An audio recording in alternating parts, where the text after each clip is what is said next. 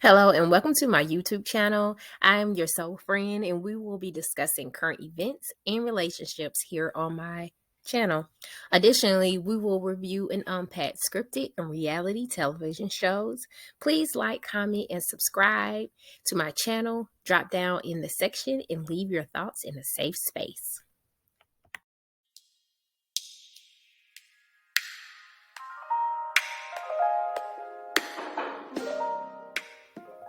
The episode opens up with a flashback through the years and recaps all the precious moments the Friends group has had over the years.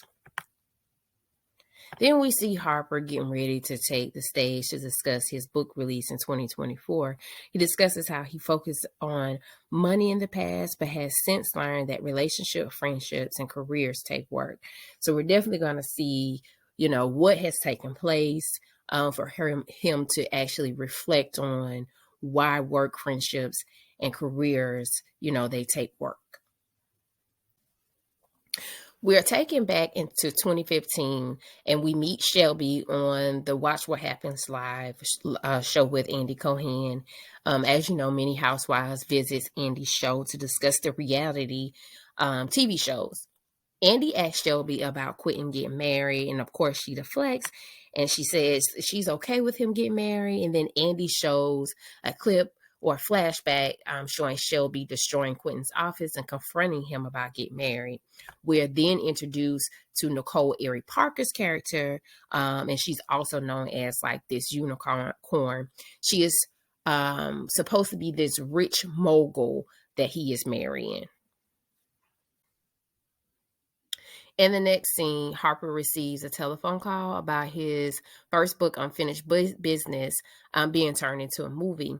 Harper then tells Robin, his wife, who is in the kitchen working on her frozen food line, about the book being turned into a movie. And Robert reminds Harper that the book caused a lot of drama, and that he needs to do a temperature check and check in with his friends first to get consent before turning the book into a movie. Harper states that, he agrees and that he needs to start with Lance, aka L Boogie, first.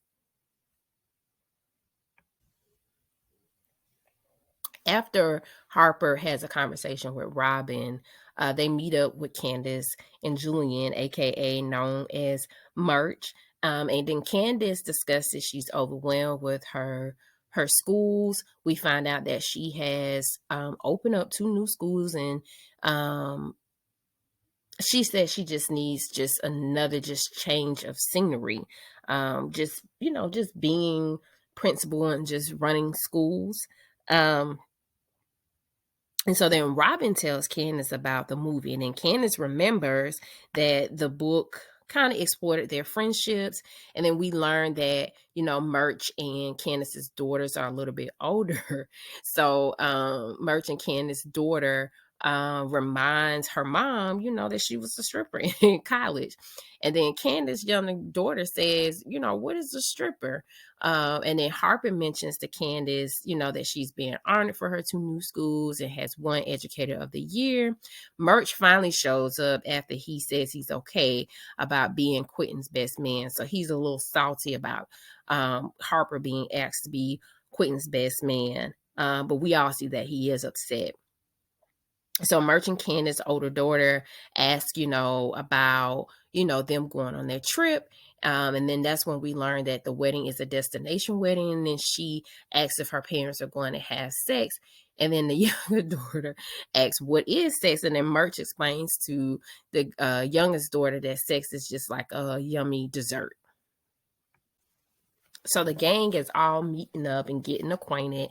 We see that Shelby and Jordan finally decide to meet up, and Shelby asks about Quentin's wedding and she wants to know where it is. Jordan doesn't tell her, and Jordan explains what happened with Ryan, who was in the Holiday Best Man, that they broke up. And she's, just saying that she doesn't need a man.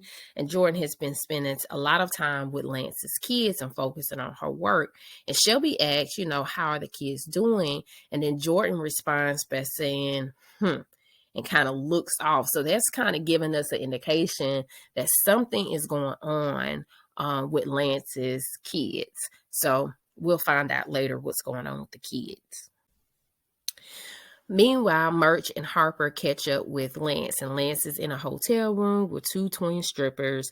Harper tells Lance that Mia wouldn't be happy with his activity. Lance explains that, he's still grieving, and Harper and Murch ask Lance, to attend Quentin's wedding, and Lance has to ask Harper, did you sleep with the unicorn, which is Nicole Ari Parker's character, since he is the best man. But I just wanted to say that, when people are grieving, we often see them going back to some of their unhealthy coping skills. And it looks like that Lance is really trying to cope with the fact that Mia has passed away. And I think Malcolm Lee really did capture that well, that when people don't know how to cope, they go back to unhealthy coping skills. Finally, they make it to the destination wedding. And they meet up with Quentin and Queen Amara, who is the unicorn, aka Nicole Ari Parker's character. And then Queen Amara is saging everybody and being extra and spinning around and putting on airs. And you can see everybody is kind of like, what's going on? You can tell everybody is taken back by Queen Amara, and they know that this is not somebody who Quentin would normally be engaged to or want to marry. After the meetup, Robin and Harper return to their room, and they begin discussing Quentin and seeing how he has changed. Harper basically says, Quentin probably would have clowned somebody like this in the past, her being called the unicorn and all of her antics. So we see that, Harper is kind of feeling like Quentin is making a mistake. Jordan and Harper meet up to discuss the movie. Jordan asks if Harper has told Lance about the movie, and Harper says he's getting to it. He's going to tell him. And then he says Murch is holding out for his blessing because he feels like he needs to be the best man. Jordan asks, what is going on with Q? And he is, she say he's acting different. And Jordan tells Harper, allow Murch to be the best man. You got bigger fish to fry. You need to get his consent.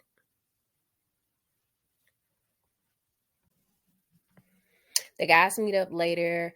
We have Harper, we have Quentin, Murch, and Lance. They've all met up. And Murch states that he's purchased some edibles, and Quentin states that he doesn't smoke anymore, which is another red flag for the group that Quentin has changed. Quentin dad shows up and grills everybody. He starts talking about contracts, and we learn that Quentin will be taking over his family's business. And we learn that Queen Amara will be the spokesperson for the company. We see Robin's wheels are turning when she's in the Caribbean. Robin is exploring new adventures by meeting with local chefs. And, which leads me to believe we will see her wanting to do new things in the future. So we'll see how that plays out. Quentin and Harper meet up for a one-on-one, and Harper asks if Quentin is rushing into things. And Quentin states, he can't bear living alone. And ever since Mia died, he wanted to feel a connection. He wanted what Robin and Harper had and what Lance and Mia once had. He states he, will be moving to Tibet. And while talking, we see Lance is still grieving. He's skinny dipping in the pool, just having sex with all different kind of women. So we definitely see that he is grieving. Another thing that I think that Malcolm Lee is trying to point out in this series is that, people rush into getting married because they feel like it's time, but they don't focus on whether or not they have really found the one.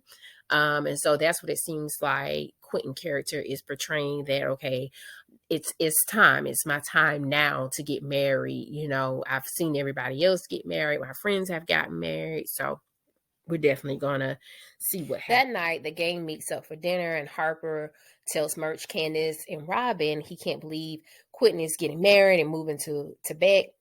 He states that he feels Quentin's father has arranged and set up the marriage. between him, Quentin, and Queen Amara. Meanwhile, we see romances brewing with Lance and the concierge.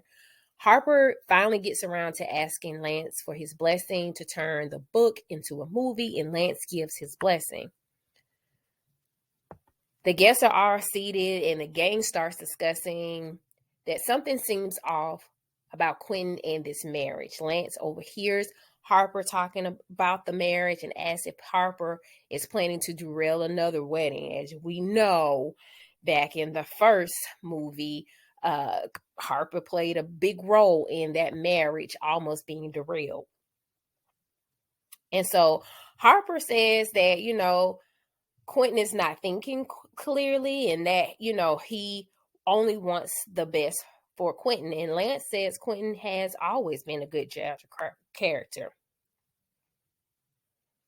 And then, Harper says he's just looking out for Q. And then Lance states, yeah, you're looking out for everybody, just like you're looking out for everybody with the movie adaptation. And Harper says, Lance, you just gave me your consent like a few minutes ago.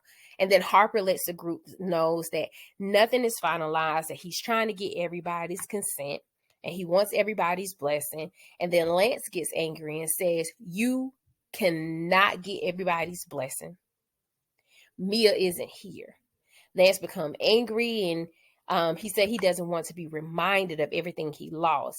Lance hits the table and walk off. And so here we see that Malcolm Lee is trying to capture one of the stages of grief. And one of the stages of grief is anger.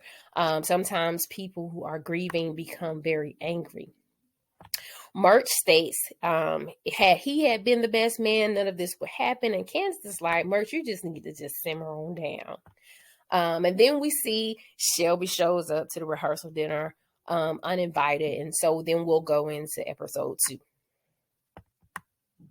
The first episode was a little bit slow for me, but I think the purpose of the first episode was to catch everybody up on things where things left off with the Best Man holiday. They kind of give everybody an idea of what's going on with the cast. I think Malcolm Lee did a really good job of kind of depicting where everybody is in their life. Parenting is being discussed in this first episode. Grief is being discussed in this first episode. Career changes are being discussed in this first episode. Marriage and relationships are being discussed in this first episode. So, we'll see everything else unfold in the upcoming episodes. Please like, comment, and subscribe to my channel. Drop down in the comments and tell me what you think about the first episode. I hope I was able to give you a recap of everything. Thanks for watching.